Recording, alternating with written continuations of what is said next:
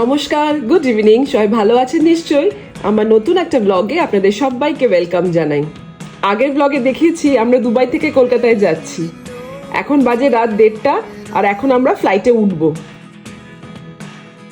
এখন রাত্রি বলে ভালো করে দেখানো গেল না আমাদের প্লেনটা। এই রাতের ফ্লাইটটা বেশ ভালো যারা ফ্লাইটে ঘুমোতে পারে। একটা ঘুম দিলেই কলকাতায় পৌঁছে যাওয়া যায়। লাগে তো মাত্র 4 ঘন্টা। নিজেদের জায়গাতে বসে পড়েছি। 3 জনে থাকলে আমরা এই সাইডের 3 জনের সিটটাই নিই। ফেরার সময় হাজব্যান্ড থাকবে না, আমি আর মেয়ে ফিরবো। তখন মাঝখানে যে 4টে সিট থাকে তার যে কোনো একদিকে 2টো সিট নিয়ে নিই। এই 3 জনের সিটে পাশে অচেনা কেউ বসলে খুব অসুবিধা হয়। ঘুম পাচ্ছি এবার, কত রাত হয়ে গেল। পাচ্ছে না, রাতে 2টো বাজে। রাতের ফ্লাইটে এমনিতে ভালো, সকালবেলা পৌঁছে যাওয়া যায় ঘুমিয়ে ঘুমিয়ে, কিন্তু আমার ঘুম তো হয় না। ঘুম পাচ্ছে প্রচণ্ড, কিন্তু ঘুম হবে না। কিন্তু ঘুম আসে, আমার ঘুমও আসে না, কিছু হয় না, সারা রাত জায়গা। তুমি কোথায় যাবে? প্লেন আকাশে উঠতেই খাবার দিয়ে গেল। খাবারে একটা ফ্রুট স্যালাড, একটা মিষ্টি আর স্ক্র্যাম্বলড এগস, আর তার সাথে 2টো চপ টাইপের কিছু দিয়েছে। আমি তো কিছুই খেতে পারবো না। এয়ারপোর্ট লাউঞ্জে ডিনার সেরে ফেলেছি, আর এত রাত্রে কিচ্ছু খাবো না। একবার এক এক সময় খাবার দেয়। কোনো বার প্লেন স্টার্ট হওয়ার পর সব লাইট কমিয়ে দেয় যাতে সবাই ঘুমোতে পারে। তারপর বেশ কিছুক্ষণ পর খাবার সার্ভ করে। খাবারের পর এবার চা কফি নিয়ে এসেছে। এসবও কিছু খাবো না, দেখি যদি একটু ঘুম হয়। আমাদের খাওয়ার সব পড়ে আছে, ইচ্ছে হলে খাবো একটু পরে। ঘন্টা 1.5 সময় পার হয়ে গেছে। সামনের স্ক্রিনে সব সময় তাকিয়ে থাকি আর কত টাইম বাকি আছে দেখার জন্য। এখন দেখাচ্ছে time to destination 2 hours 31 minutes। এবার আমাদের প্লেন ইন্ডিয়াতে ঢুকলো। ম্যাপের মধ্যে দেখাচ্ছে, তাও দেখলে কি শান্তি লাগে যে এখন দেশের মাটির উপর দিয়ে উঠছি। এখন আমরা আহমেদাবাদের উপর দিয়ে যাচ্ছি। এই যে আর 2 ঘন্টা বাকি কলকাতা পৌঁছাতে। সবে হাফ রাস্তা এসছি, বলছি সবে হাফ রাস্তা এসছি। একটু ঘুম আসে না, কিছু আসে না ফ্লাইটে। তোমার একটু ঘুম হলো না? আমাকে একটু ঘুম হয় না, সারা রাত জেগে থাকি এই ফ্লাইটটাতে। এবার সকাল হয়ে গেছে। আমাদের সিটটা প্লেনের একদম উইংসের ওপর, বাইরে কিছুই দেখা যাচ্ছে না। আমার হাজবেন্ডের একটু চোখ লেগে গেছিল, এবার উঠে কি সিনেমা দেখা যায় তাই সার্চ করছে, আর মেয়ের দিকে ঘুমিয়ে পড়েছে। আমার চোখে আর ঘুম নেই। কলকাতায় চলে এসেছি প্রায়। বাইরে কি মেঘ, সব কালো করে আছে, কিছুই দেখা যাচ্ছে না। ওই দূরে রানওয়ে দেখা যাচ্ছে, মানে রানওয়ের আলোগুলো দেখা যাচ্ছে। আলোগুলো জ্বলছে বলেই দেখা যাচ্ছে, না হলে যা মেঘ চারিধারে, এত মেঘের মধ্যে দিয়ে কোনোদিন নামেনি।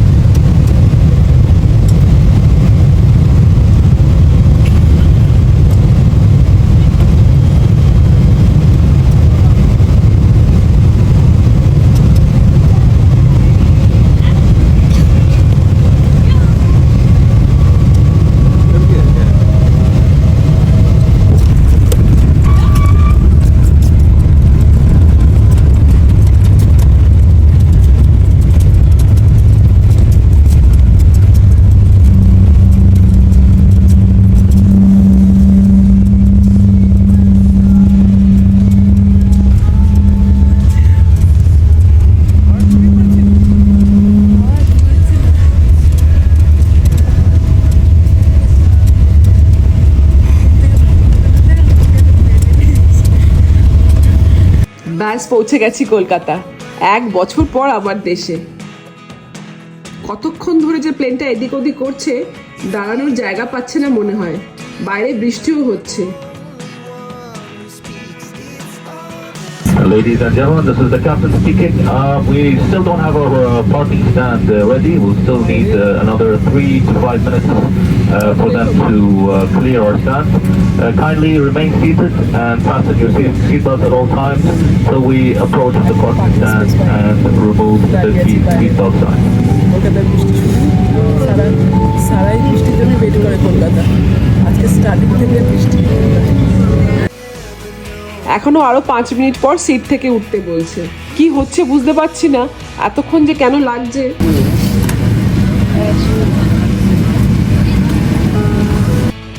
অবশেষে এবার বেরোচ্ছি।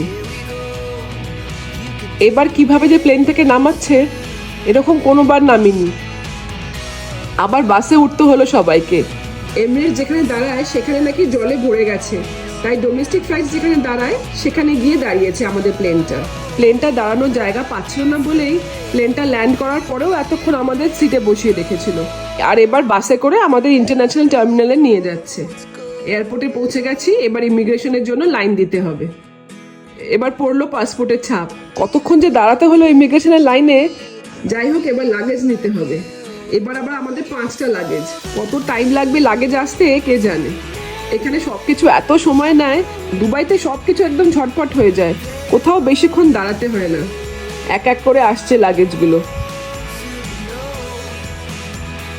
এবার সবকটা লাগেজ পেয়ে গেছি, গাড়িও এসে গেছে। ভাইয়ের শুটিং না থাকলে ও নিতে আসে, কিন্তু আজ ওর শুটিং আছে। আমার ছোট ভাই সিনেমা জগতে কাজ করে, ও হচ্ছে ডিওপি, ডিরেক্টর অফ ফটোগ্রাফি, মানে সিনেমায় ক্যামেরার কাজটা ওরই থাকে। এক এক করে সবার সাথে আলাপ করাবো।